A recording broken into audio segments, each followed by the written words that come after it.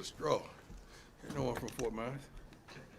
We didn't have these luxuries with a lid on the cup. Wow.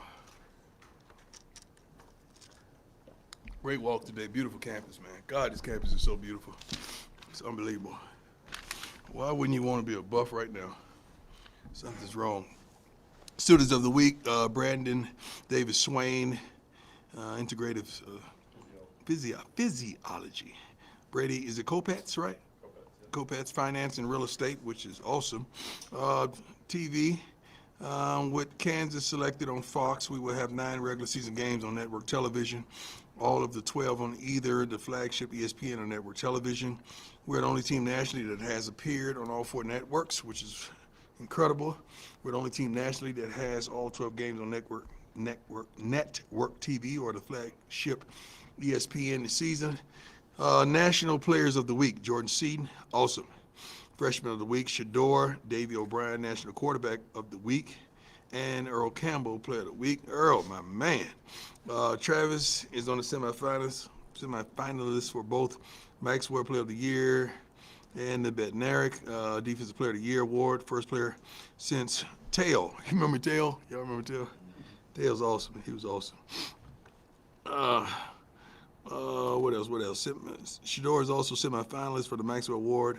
Only team to have 2 Maxwell semifinalists this season. Travis, 9 receiving touchdowns on offense, giving up 0 receiving touchdowns on defense. 39 first downs receiving on offense. Blah, blah, blah. 90, blah, blah, blah, blah, blah, blah, blah, blah. Defense, we lead the Big 12 and 6 nationally in sacks. 4 straight road wins, all by 14 points or more. And good job, Curtis. Awesome.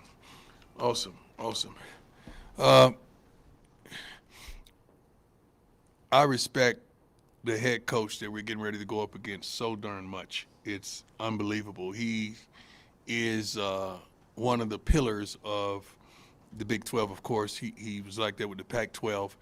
He's a legend. He's a true legend. What he's done consistently in Utah is unbelievable. So I have not only respect but admiration for what he's accomplished, and I would just wish my career could be a portion of what he's accomplished and all the young men that he's sent on to the NFL, as well as a better situation for themselves with the tools that he's instilled in them. But my hat's off to that whole staff and what they've accomplished over decades. Let's go. Hey, Coach. How you doing? Good. How are you? Nikki Edwards, CU Sports Report. Just curious, Jimmy's status for this week and how he's feeling. It's going to be day by day. We hope he's able to work Thursday. If he give us a good Thursday, Friday, then he's a go. Jimmy's the kind of guy that he likes to practice, but, I don't think he's capable right now, but you never know how that will change by Thursday, by week's end.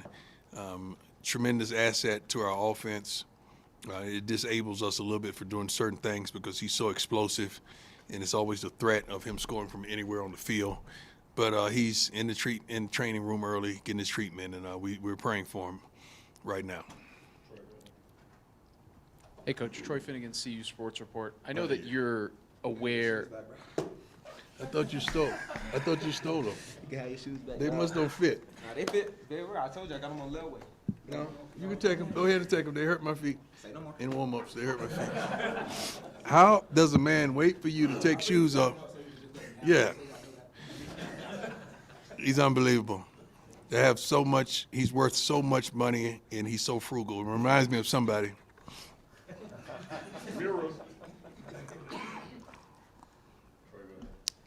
Coach, I know that you're aware kind of what people nationally are saying about your team. Is it Not really.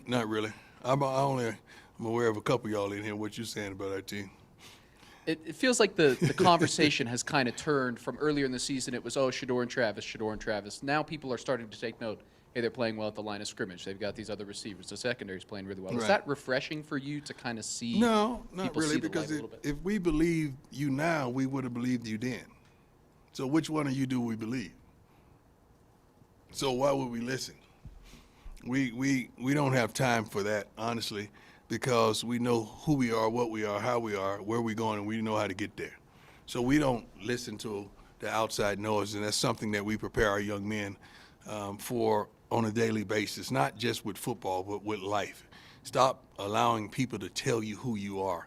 Your actions, your consistency, your lifestyle should really tell them who you are. Not a voice that's oftentimes laced with a bit of jealousy and envy about what you accomplish. Especially, he's a young man. I could never understand how a grown man is jealous of a young man, or even a grown man is jealous of another man. I don't understand that when you have the same amount of time. You got 24/7, 365, just like we do. Do something with yours, because I don't feel that way about anybody in here. I want all you to be successful. I want all you to make it. I want you all to soar. Whatever job or whatever career, forget job. Job just pays you enough to make it back to work. Whatever career that you guys want, I want you to attain it, man. I really do. I truly do. 100%. I want you to be the most happiest, peaceful person that they can ever live, because that stuff is contagious, man.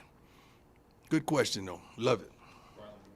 Coach Ryland Scholes from Rivalry Report. This has been a historic season for the program, and things are only going to start getting crazier with Big Noon coming this week. I was just curious how often you get a chance to take a step back and take in the magnitude of what you've done here and how things have changed in the last 2 I years. never try to take a step back. I try to take a step up.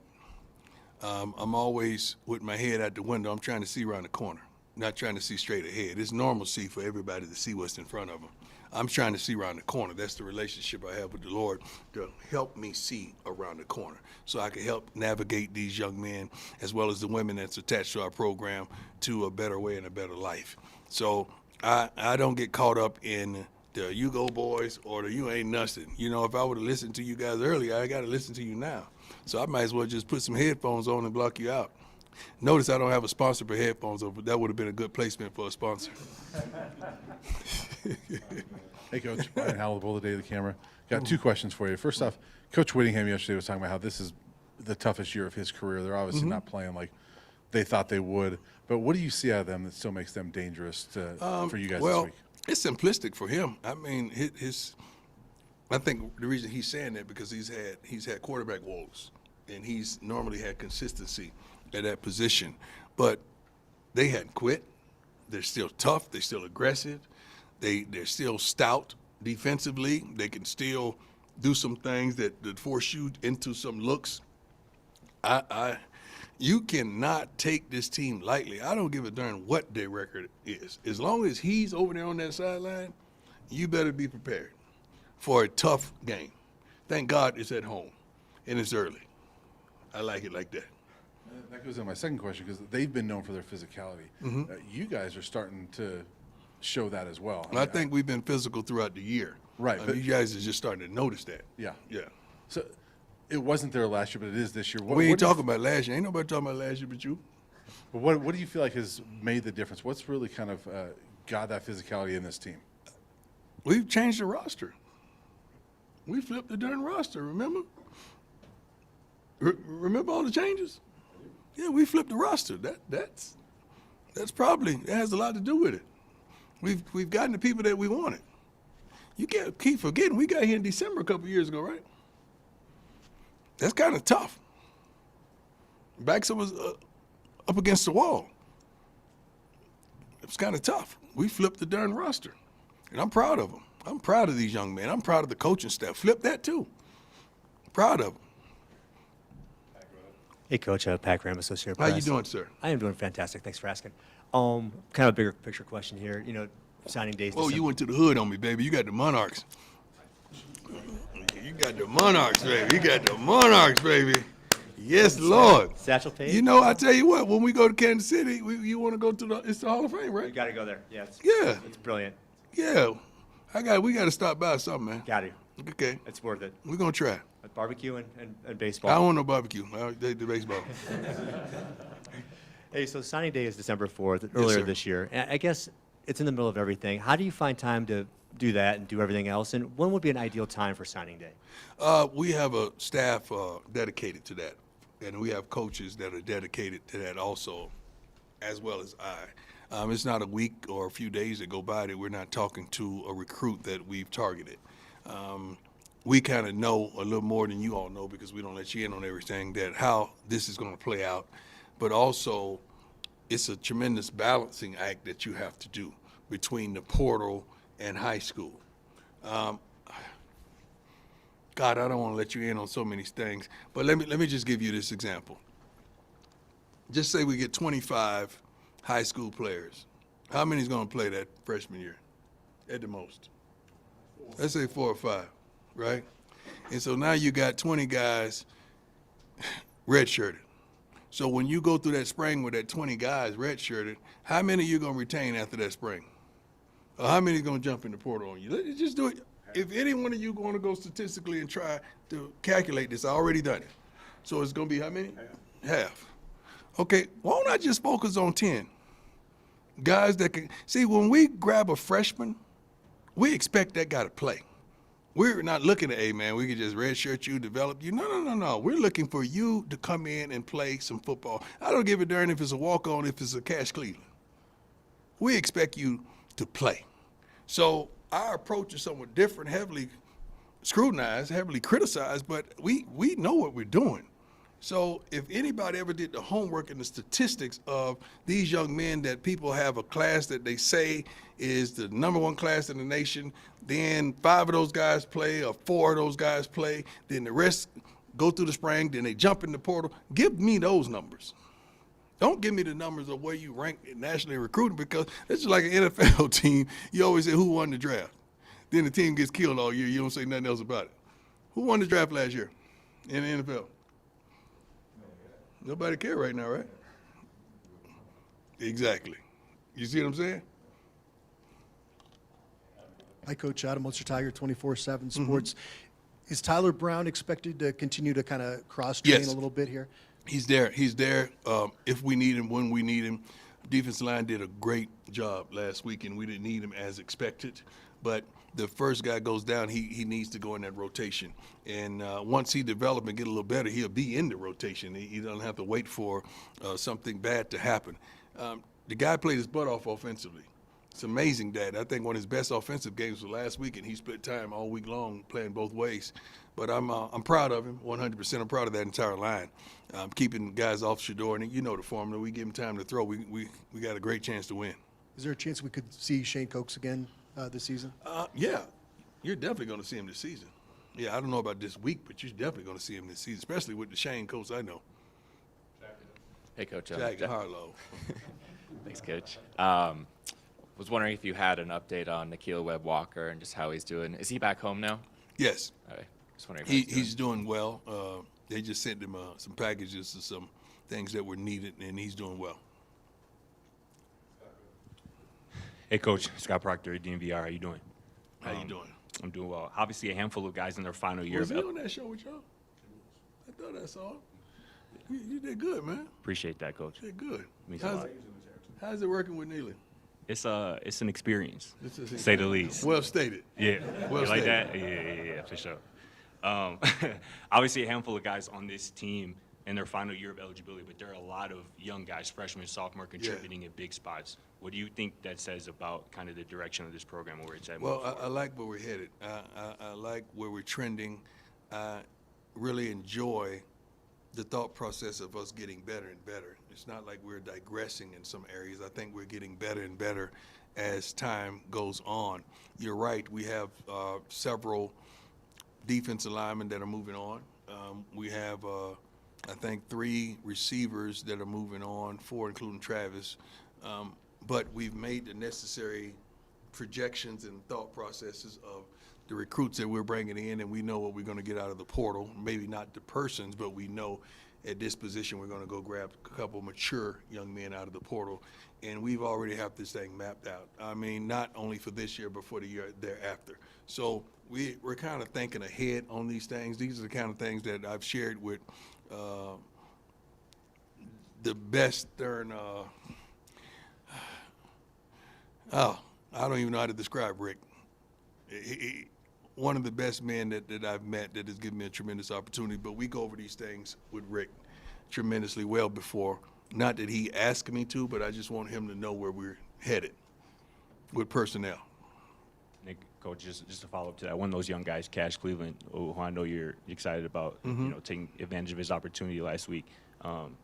His performance, was that something that kind of solidifies him as kind of the starting center, or is that going to continue to be a competition with him kind of? Yeah, it's going to always be an ongoing competition with everybody, not just Cash. But he's performing. He's been consistent. He's grading out wonderfully, and he's not making many mistakes. The main thing is to get the ball to the quarterback. That's number one, and we got to do that consistently. We can't have hiccups in the midst of that. But Cash is doing a great job. Well, we definitely Hank is Hank. I mean, Hank is still a great football player. We feel, but it's a battle. We would like to have that with every position. That thought process that there's another guy that's just as good that's going to challenge you for your job, and depending on how the week plays out, that's the guy that's going to start. That's what we are in that position. Hey, Coach. Brady King, Denver 7. Two quick ones for you. You mentioned the success of your defense, specifically Arden Walker. What has impressed you about him so far? Don't give up. He's been labeled a starter, second team, third team, not even in the rotation, but he never gives up. He's relentless. He practices his butt off, never is a ignorant person to talk back and lash out at the coaches, always on time for everything. He's never on anybody's list. Late list, this list, discipline list. He's a pillar of consistency, and he's learning the game day by day and understanding the expectations that we have for him. And I'm really proud of him. And not football related, but Miss Peggy turns 100 next week. What has she just meant to you in this program? Everything. Miss Peggy, in her own tremendous, loving way, she gives all of us hope. She gives all of us that unspeakable joy, that love, that respect. You know how many decades that we're apart, but we still found one another? I thank God for that. And just the little things she whispers, that's the remembrance of certain little things that she may say. Just her asking me about my mother. I told my mother the other day, Peggy would beat you in the 40, I'm telling you. Because she's going to get out the hole. I know she's going to get out the hole, and you're not going to catch her.